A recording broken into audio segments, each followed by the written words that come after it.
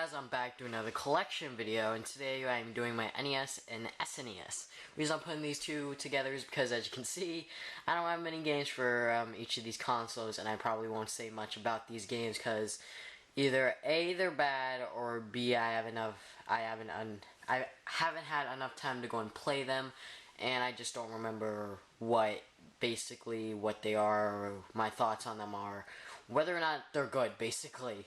So, I'm gonna start off with the NES and then go on to the SNES. And to those people wondering where do I get these retro games, you know, NES, SNES, N64, Genesis, those kind of like old games, I get them at the thrift store, or occasionally at the flea market, and I only went to one flea market, and that flea market was full of just junk, and they didn't have much games that I was interested in. And yeah, basically flea markets, thrift stores, or if there are none around you, you'll probably have to go and resort to eBay or Amazon. But I do recommend eBay because you could go and bid, and 9 times out of 10, Amazon has it a little bit more money, so you might want to go check eBay before you go on to Amazon. But anyways, first off, I'm gonna go on to the NES, like I said. Baseball, and I do have all of my NES games in sleeves. So baseball, it's basically a basic baseball game, and yeah, it's not that amazing, not that bad either, but I mean, it's basically baseball on the NES, which I'm fine with. Burger Time, awesome. I love this game. I think I remember when I was younger, Nickelodeon had a rip-off game of this, but basically with SpongeBob and like Krabby Patties and whatnot, and I love playing that game, and this is basically the original, and I love it. It's really fun. It's a arcade hit, as you can see on there, and this is a pretty good game. I mean, I got this for $10 at Play and Trade, which is a retro gaming store, but they overprice a lot of their games, so that's why I don't really shop there that often. But yeah, basically when I go there, I basically look for the cheap games that I could get. And yeah, Burger Time is one of those games that is really fun and isn't that expensive either, so yeah. Next game is the first game I ever got for my NES, which is Contra. And at the time, this game was like $15, but if you go into Play and Trade now, it's probably 20 or 30, something around there, something crazy. But this was my first NES game. Originally, I was going to go and get Castlevania, but that wasn't working, and that was before I learned about, you know, cleaning the insides of the cart before playing the game. So yeah, basically it wasn't working, and I probably could have gotten it to work, but I just didn't.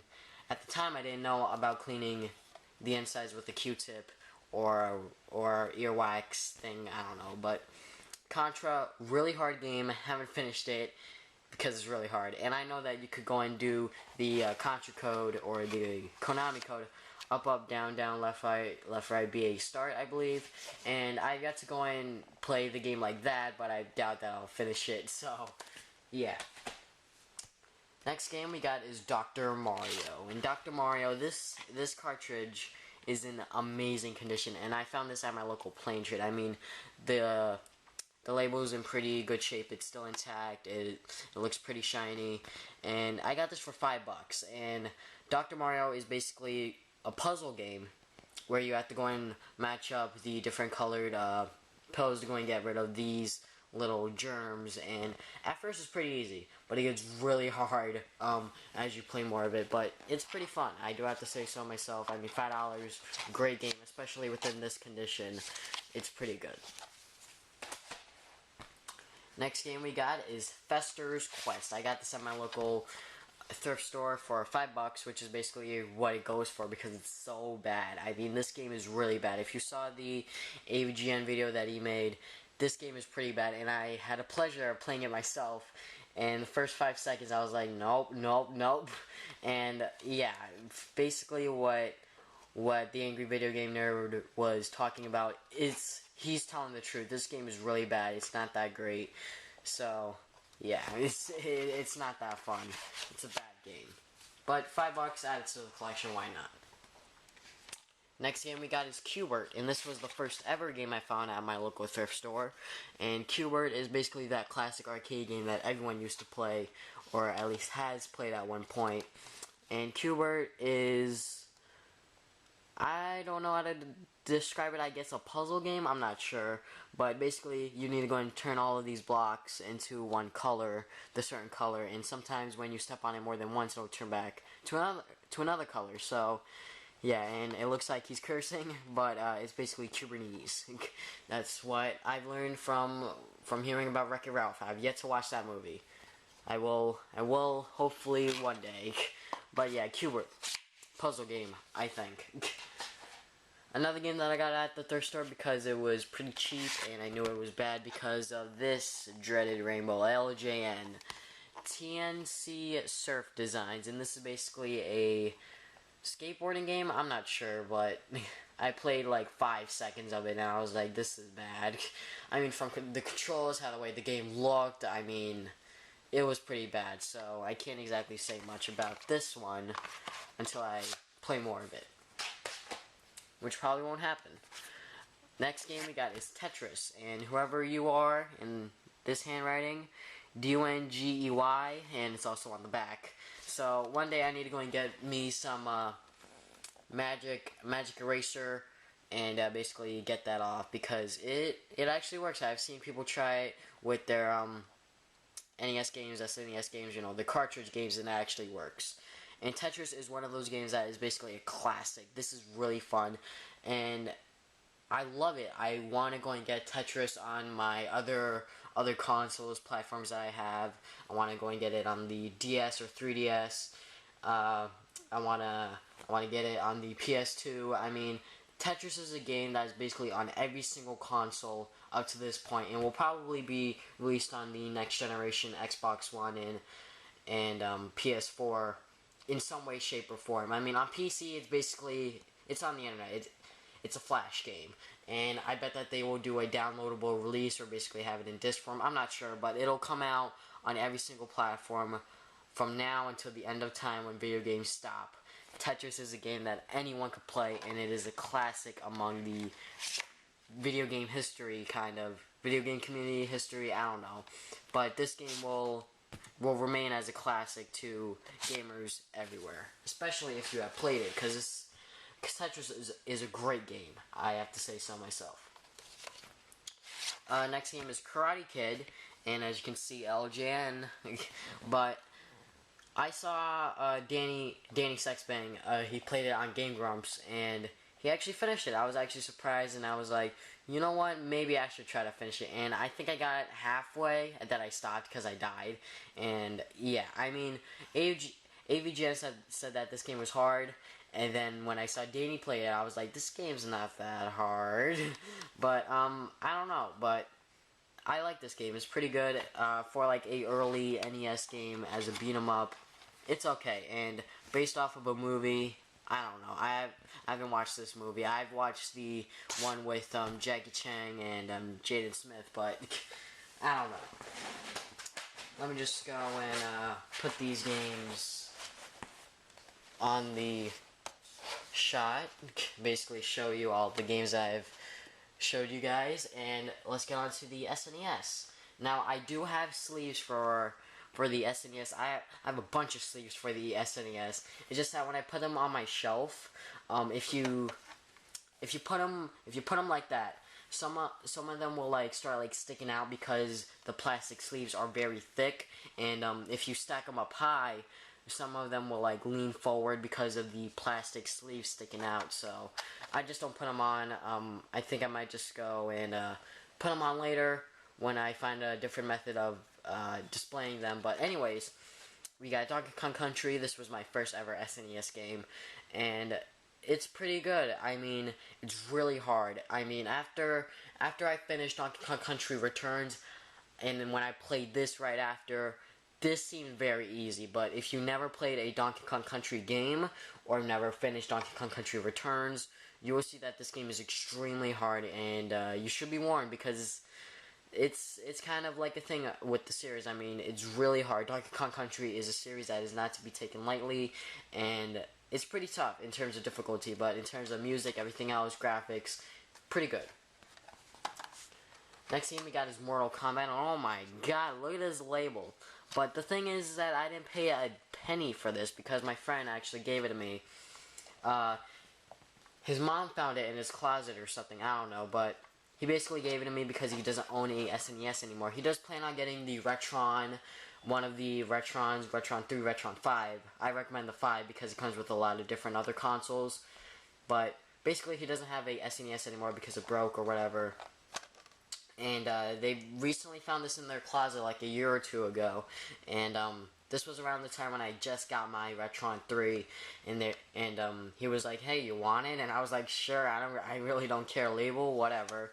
I might find a new copy to go and replace it, but if it's like $5, I'll buy it. But if it's like more than that, I won't. But Mortal Kombat 3, another hard game on the SNES. But I mean, for a fighting game, I'm pretty sure if you like learn the basics of the game, you'll probably get it. But I'm not a huge fighting fan, so that's basically part of the collection.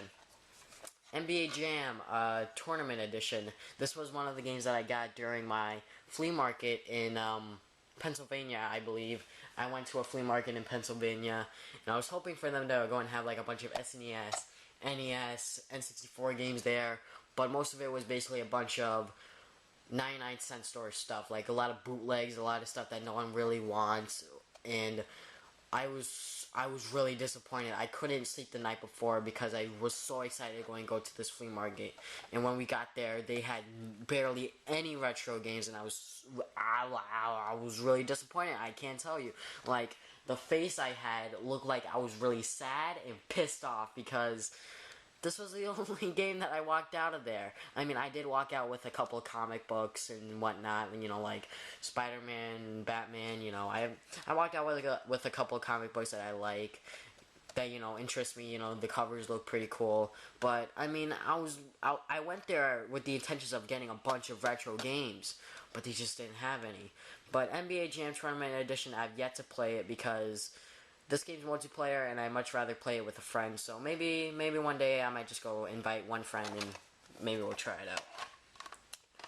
Super Mario World is a Super Nintendo game that was released with the Super Nintendo when it released. It was a launch title, basically. And this is a game that you need to have within your SNES collection. And this was one of the first games that I got because I heard that it was so good, it was amazing, and basically a must-have for the console. And this game is actually pretty affordable. At the time when I bought it, it was like $20, $15 around there. And I needed a game for my Super Nintendo, and I basically bought it. And it came in pretty good condition. It came with a sleeve, but of course, like I said, the games will stick out a bit. So I removed it. And Super Mario World, I suck at retro Mario games. I have to say that right now. At Mario 1, suck at it. Mario 2, I do not own it, but I have played the Super Mario Advance, which is basically Super Mario Bros. 2, but with a graphical update and a little bit different game mechanics. I suck at that. Super Mario Bros. 2 on the All-Stars port on the Wii, which was basically the 25th anniversary thing. I suck at that. And I'm not that good at this game. When I was recording footage for my top 10 favorite Super Mario power-ups, I just could not get a game over because I got like at least 2 game overs that play session. But I mean, hey, no one can be great at everything, can they? And I'm not exactly all that great at the retro Mario games. I'm really good at the new Super Mario Bros. Series, but then again, those games are very easy. Teenage Mutant Ninja Turtles, Turtles in Time, and this was another game that was a must-have to anyone that owned a Super Nintendo. And I got this one and Tournament Fighter, but let me talk about Tournament Fighter first, as this is the smaller game. This is basically a fighting game with a bunch of TMNT characters, and I liked it. It was really fun.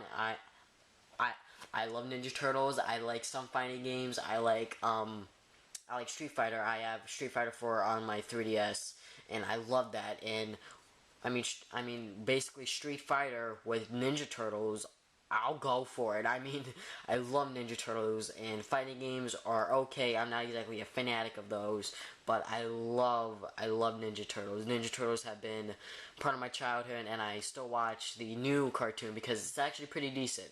So, I mean, pretty decent fighting game if I do say so myself. Because I'm not sure, in my opinion, on fighting games stand, because because I don't play many of them. But now let's get back to Turtles in Time. Now, this is basically Teenage Mutant Ninja Turtles 4, the arcade game, but on the Super Nintendo, and with only 2 players. And, I mean, if this game was 4 players, that would have been freaking awesome. I mean, I would have loved that. But it's only 2 players. And this game's pretty good. It's a fun beat 'em up. I have finished it on easy. I have yet to go and get the true ending, which basically you have to do it on hard. And I'm not doing that. But I love this game. It's really good. I played this game before on Teenage Mutant Ninja Turtles 3 Mutant Nightmare. That was basically a multi-platform game released on the PS2, Xbox, and GameCube. And you could unlock this game, I believe, or the arcade game. I'm not sure, but you unlocked a Ninja Turtles arcade game, and I played it.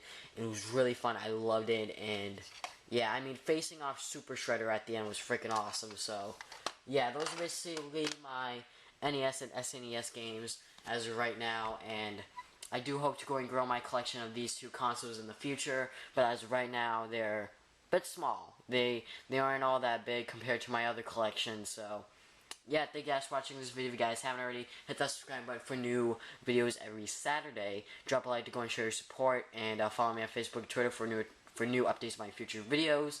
And if you guys want a new collection video, they will be out every month. I'm aiming at every month a new collection video. So yeah, stay tuned until then, and I'll see you guys next time with more videos. Game on, gamers.